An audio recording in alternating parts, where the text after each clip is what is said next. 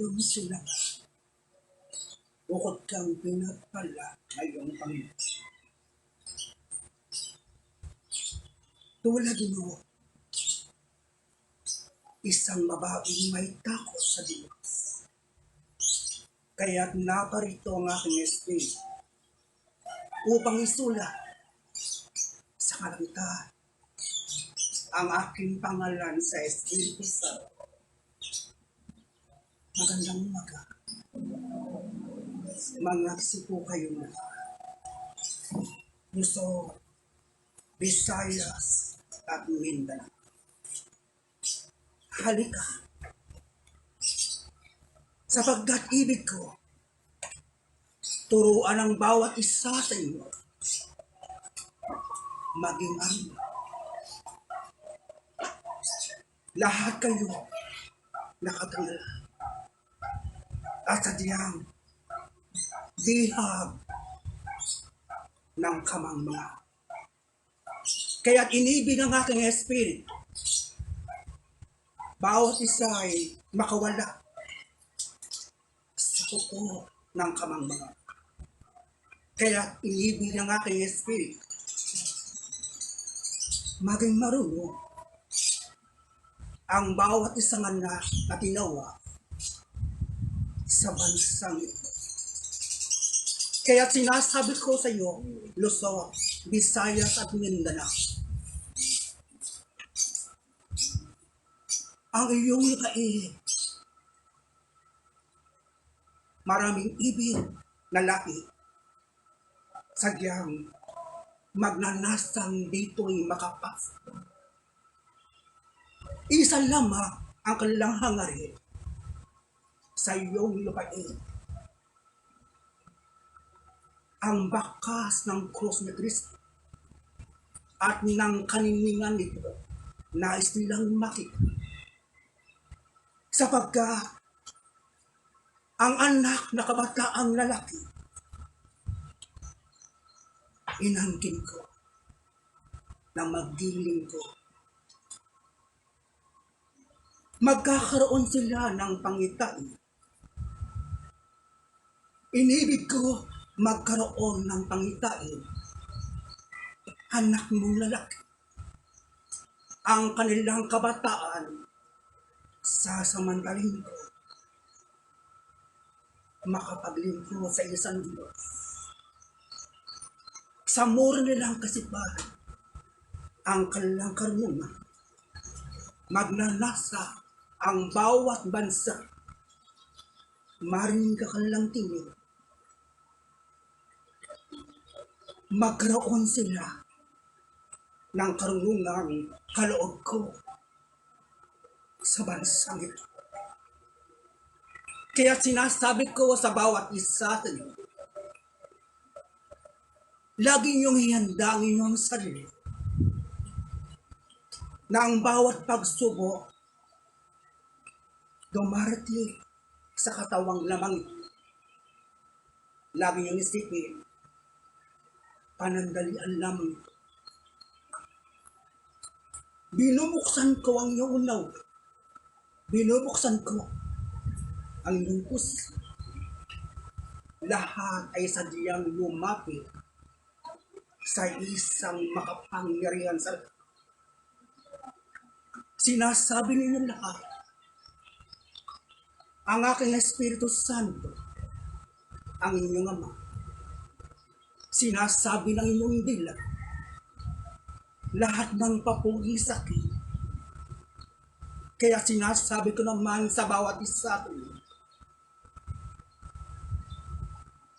bibigyan ko kayo ng karangalan, sapagkat ito'y sadyang nakadakda.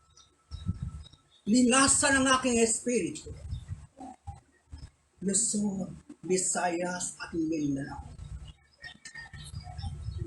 Dustain kayo. Laitin ang iyong pangalan. Kaya hinihanda ang aking pagpindi sa iyong lupain. At ito'y sadyang nakatakda na kung paano kang hinama, taas na ka sa bawat mabahanga na makapasok sa iyong lupain.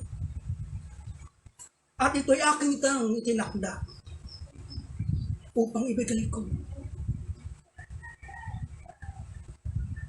ang karangan na kung paano kang naghirap, luluha ka na walang humpahal sa isang kagalakan na ang pinangako na yung Diyos ay sadyang magaganap sapagkat ito ang aking sinumpaan sa bansang aking hinirap.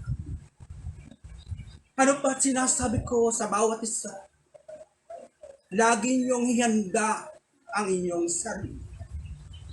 Anuman siyang mangyayari magaganap. Sa inyong paghihintay, sa taong tapat sa akin, kagalakan ang siyang darito.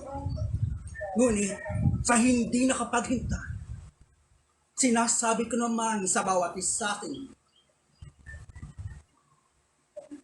ang tinanggap ng naging tapat sa akin, ibibigay ko sa hindi naging tapat sa akin.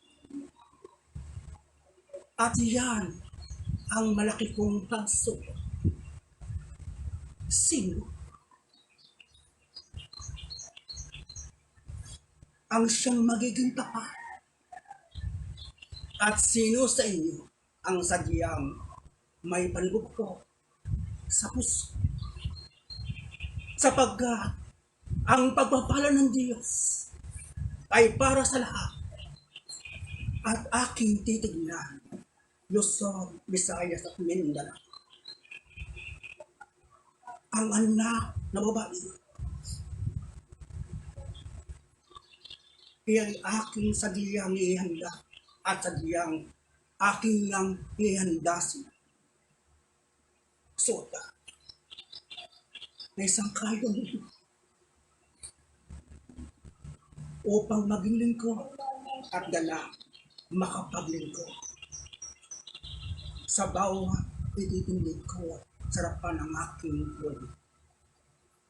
Ito ang aking mga sasagot. Kung paano kong binibigyan ng karunia at binigyan ng pangitagi ang mga kabataang lalaki, ibibigay din ito sa bawat kabataang kababae. Ano pa't ipapantay ko ang aking pagtuntong sa babae man o lalaki. Ibubuhos ko ang aking espiritu at titindig ako sa marami at ang tinig ng tao siyang aking gagamitin. Ano pa't magsasalita ako sa Luzon, Visayas at Mindanao. Isa lang ang aking wikain. Halika sa naging buhay ni Kristo. Halika sa karunungan ni Kristo. Halika sa karangalan ni Kristo. Halika sa pagiging anak ng Diyos at ng pagiging isang anak ng tao. Halika. Maging isa tayo sa layunin ng Espiritu Santo. Halika, ibubuhos ko ang buo kong pagtitiwala sa bawat aking tinawag at tatawagan.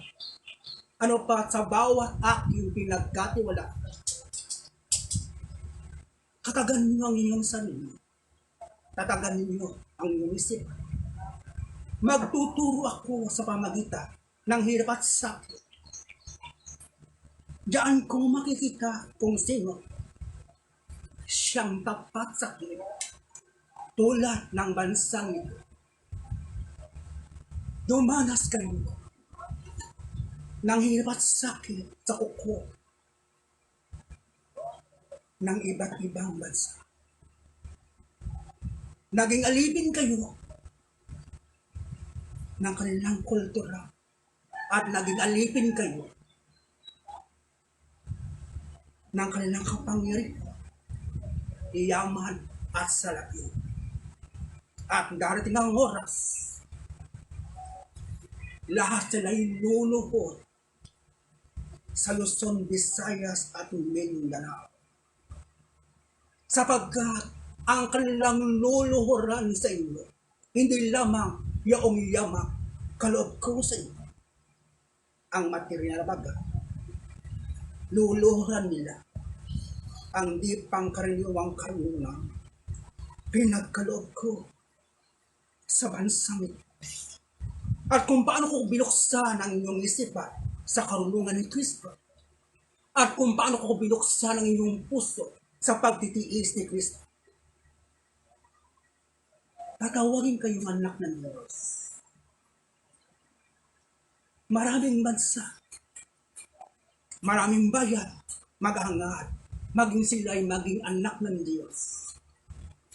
At ang tinig ng lahing ito ang kanilang ipakikinggan. Ang karunungan ng lahing ito ang kanilang susundin. At ang pinagtiisan ng bawat isang ginawa. Silang lahat ay sadyang magdadaan sa lahat ng aking tinuro sa inyo. Ano ba ang bawat kabataang lalaki, kabataang babae, sadyang gagamitin sa Espiritu Santo sa bagong pangalang Iskapos. At ang inyong tinig, ang inyong lakas, sadyang gagamitin ko upang mangyari itong maganda ang aking winiga. Lahat sila ay luluko at sadyang mag-aalay sa bansang ito. Ano pa ang bakas ng krus ni Kristo? Uulitin ko sa inyo, Luzon, Visayas at Mindanao. Ang bakas ng krus nito. Ang kanilingan ng bakas ng krus ni Kristo. Nais silang mamasdan ito sa iyong lupain. Kaya nga, mag-alak ka. Magsaya ka. Sapagkat sa pagtindig ko sa iyong lupain, lahat sila ay tatawagin sa isang tinig lamang, sa isang katusan, sa isang utos, ay sadyang naroon ang lahat ng aking tatawag. Kaya nga, napakapala ng bansang ito. Naparito ang aking espiritu. Pebrero 1, 1966. Simulan ko ng bawat tanikala ng kamangmangan ng bawat isa sa inyo. Unti-unti ko kayong tinuturuan maging maibigin sa karunungan at ibigin ang bawat isa sa inyo maging marunong tulad ni Kristo Jesus. At ang kahalagaan ng pagiging sang Kristo, ang tunay na anak lamang ang sadyang makapapasok sa pagsubok ng kanyang ama. Sadyang anak lamang ang makauunaw ng pagsubok na ito, sapagkat ang anak na sadyang nag-aral sa naging buhay ni Kristo, magagawa niya sa kanyang buhay ang pagiging isang anak ng Diyos. Kaya nga, Pebrero 1, 1966, magpahanggang ngayon, ang aking unika, patay ang aking dinatnan. daigdig ng mga patay ang aking ginagnak. Ngunit, mula ng Pebrero 1, magpahanggang ngayon, meron na akong nakita. Naninindigan at sadyang maninunod. At sadyang tatayo bilang isang anak ng Diyos. At sadyang tatayo upang pamamaan ang aking winika. Isabot sa apat na sulok ng daigdig. Narito na ang kanilang Panginoon. Nagpapatawa bilang isang iskop ko sa aking pangalan sa Espiritu sa buong katotohanan na ang daigdig ng tao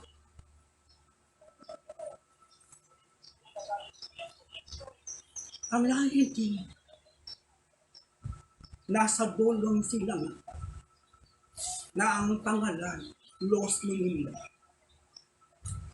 At ang pangalan ito ay sa diyan pinagkatiwalaan. At kung paano ito'y pinagkatiwalaan at binigyan ng karagalan, ang bakas ng aking pinagtapuan. Makikita sa iyong lugar upang ito'y aking pamilya. Sisimulan ko maging marunong itong mangmang na aking dinaknay. Upang kayo'y maging marunong hangarin ng iyong puso. Maghangad ang bawat isa sa inyo. Ang maging marunong. Kaya sinasabi ko sa bawat isa na kung paano kayo sa tiklay at sa diyan naging alipin ka ng kanyang mga kasabay ng kasalanan. Ang iyong bisita, ang iyong damdamin, unti-unti kong mula na ako inyong tinanggap, mula na ako inyong kilalabi, mula na mawika ninyo ang pangalang Iskap,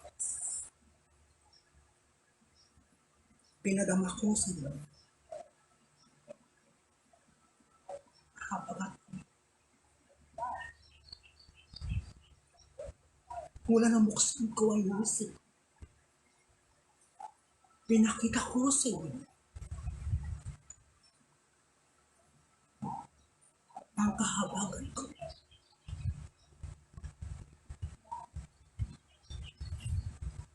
Kahabagan ko. Nasasaktan ako kapag kayo'y aking pinarurusan. Ako ang sadyang unang nasasaktan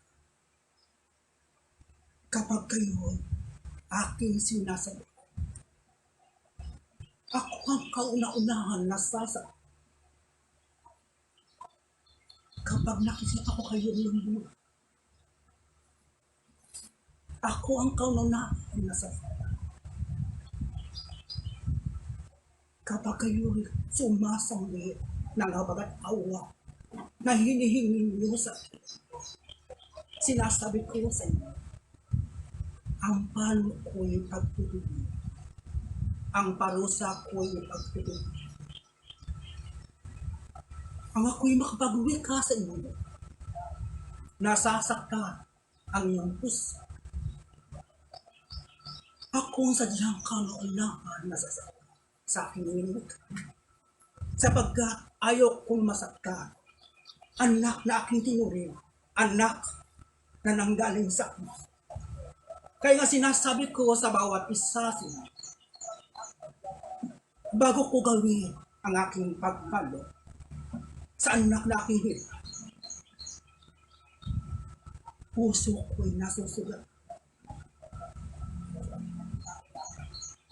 Ako ang sadyang kaulangan na sasakit. Kapag kayo pinarurusak ito, nais kong mabuksan lamang inyong isipan. Binibigyan ko kayo ng halaga. Ayaw kong mapahama. Anak na aking tinawag. Anak na aking hirap. Ayaw na ayaw kong masaktan o masugatan lamang. Anak na sadyang nanggaling sa ngunit kaya ko gawin ang lahat ng bagay ng pagpaparusa. Matuto lamang kayo. Mabuksan lamang ang inyong isipan. Mabuksan ang inyong damdamin. Napakahalaga ng katungkulan bilang inyong ama at magulang. Napakahalaga ng aking katungkulan sa anak na aking hirap. Ayaw ko kayong mapamba. Ayaw ko kayong maparusahan ng salbutang. At ayaw ko maligaw kayo na ng Diyos.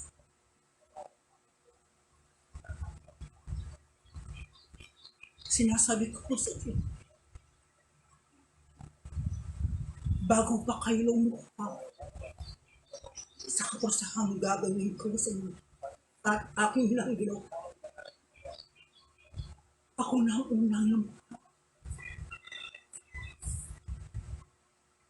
Ako na ang sadyang kalawang na nasa at sadyang nasa. Nais ko lamang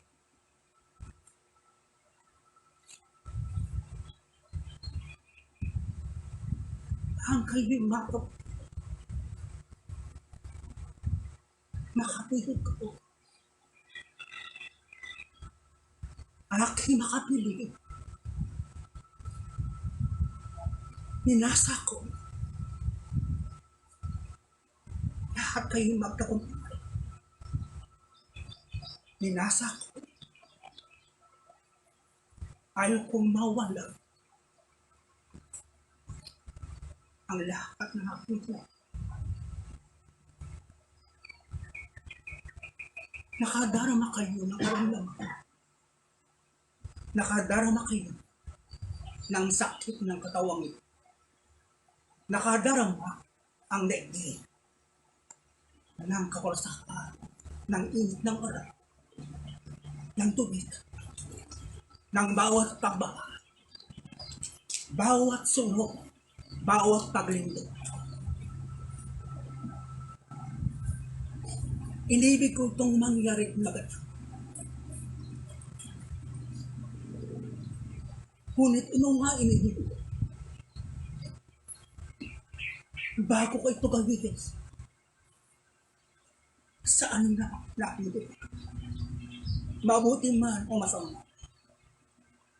Ako ang inyong ama. Ako ang inyong magulang.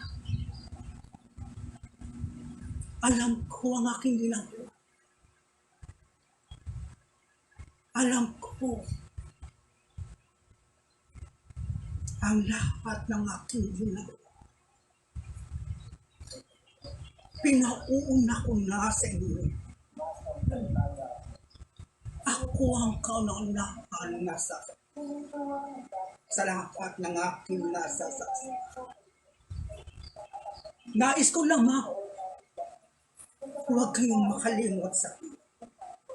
Nais ko lamang, ang pangalan ko ay makapangyarihan sa lahat. Nais kong bigkasin anak na aking tinawag. Ako, sige po. Ako si Jesus. Ako, Kristo. Panahon kong pinagloob. ang aking pangalan. Panapanahon din ang iba't ibang kabarsakan at ng aking pagbalik.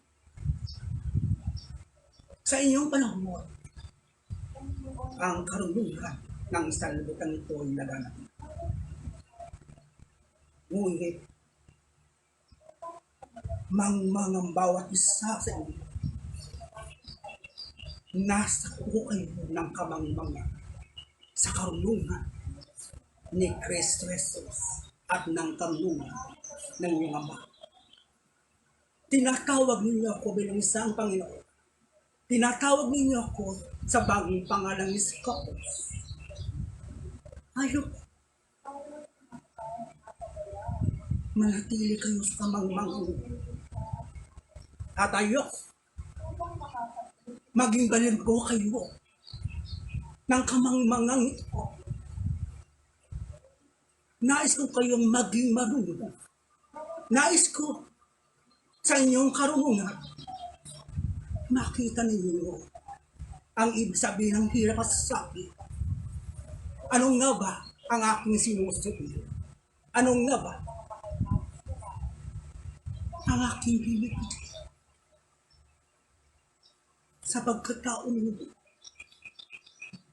sinasabi ko sa inyo lahat kayo ay naging makalaman. Lahat kayo kasiyahan ng katawang lamang ang sadyang hinangaan. Kaya naparito ang aking espiritu. Nakita ko na ang bansang ito'y tulad sa isang babae. May takot sa kanyang Diyos. Kulang sa pagsunod.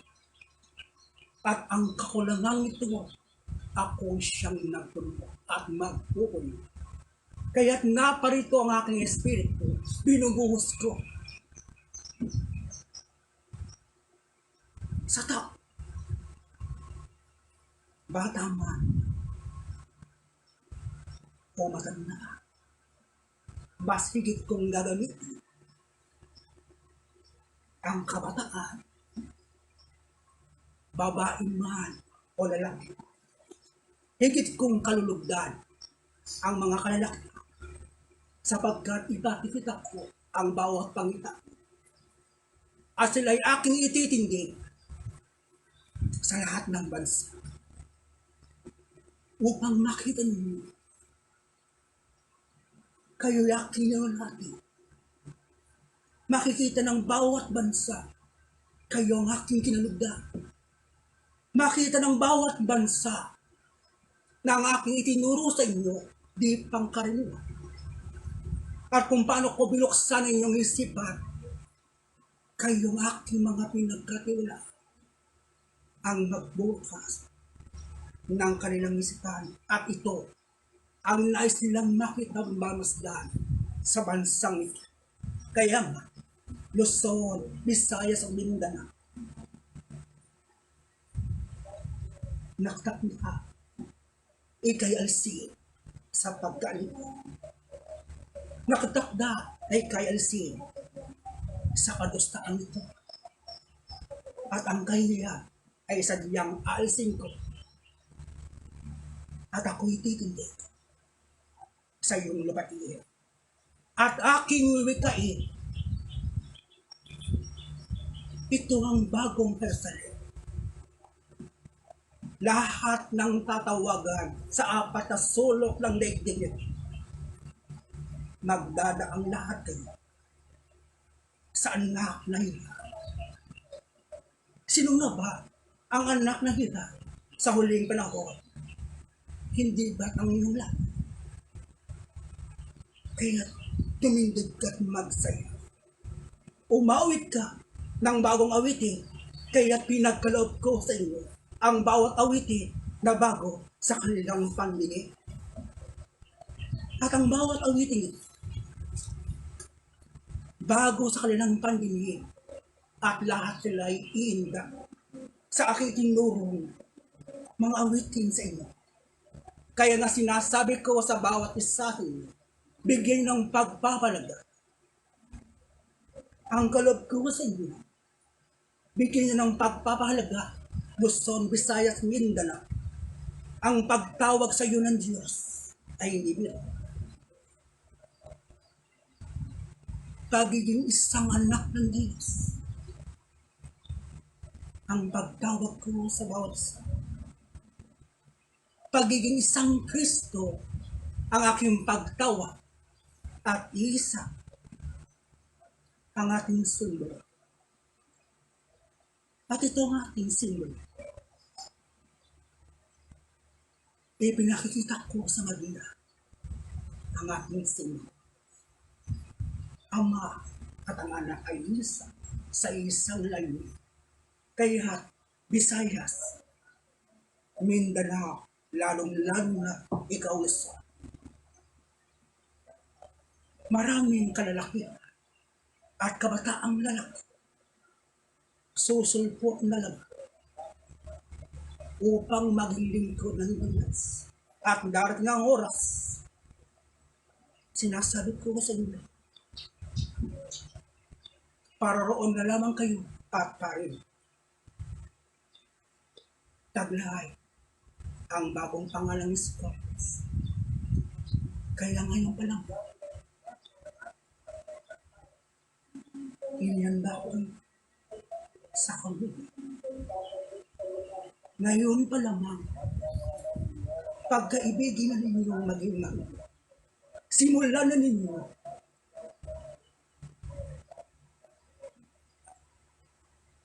ang maging maibigin sa kanila ng Kristo.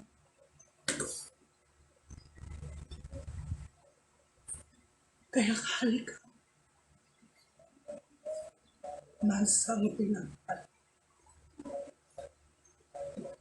Halika,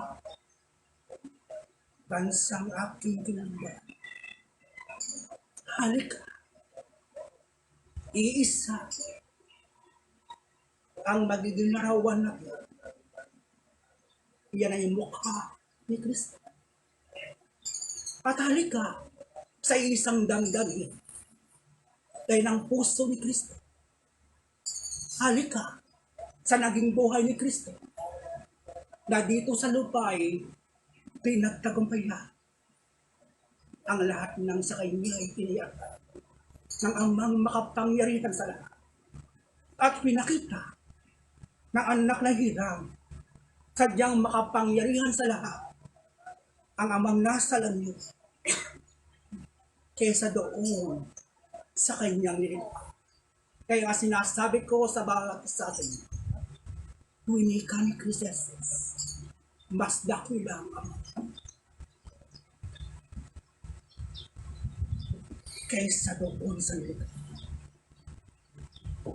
Si Kristo'y nalang lamang ng Espiritu Santo. Sa panahon ito, binibigyan ko ng karangalan si Kristo. At sino ang susunod sa kanyang yapak? At sino sa inyo magkakaroon ng katawang laman kailanman? Hindi na makatwito na kamatay. At sino sa inyo ipakikilala ko ako ang sadyang makapangyarihan sa lahat. Ang pangalan ko'y makapangyarihan sa lahat. At ang aking pagtawag sa kanya ay ang kanyang karapatan lang. Dakilain ang amang nasa langit. Ang karapatan ng bawat isa. Ipakita niyo sa madla. Hindi hadla ang kahirapan upang kayo'y makapaglingkod sa isang Diyos. At yan ang aking nang ako'y magkatawang laman sa gitna ng mga. Ano pa? Ibinibigay ko sa inyo ang karangalan ni Kristo. Kaya kayo ngayon ang gagampang ni Kristo. At darating ng oras, kayo naman ang bibigyan ko ng karangalan kung kayo'y magtatong. Dala ko'y gantimpala. Ayon sa inyong mga gawa, ang gantimpala nito. Basdan niyo ang aking dalhin. Ayon sa inyong mga gawa, ang dala kong gantimpala. Ito ba'y mataas? Ito ba'y susundan at susundan ko? Kaya nga sinasabi ko sa inyo, maging matalino kayo at maging matatag. Sambahin ninyo ako sa Espiritu. At sambahin ninyo ang lahat ng aking iniyara. Sambahin ninyo ingatan ang bansang ito. At ingatan ninyo Luzon, Visayas, Mindanao. Sapagkat narito sa inyong nabaiin ang bakas ng Diyos ni Kristo. Muli, magandang mga sumayin ang aking tagpapan.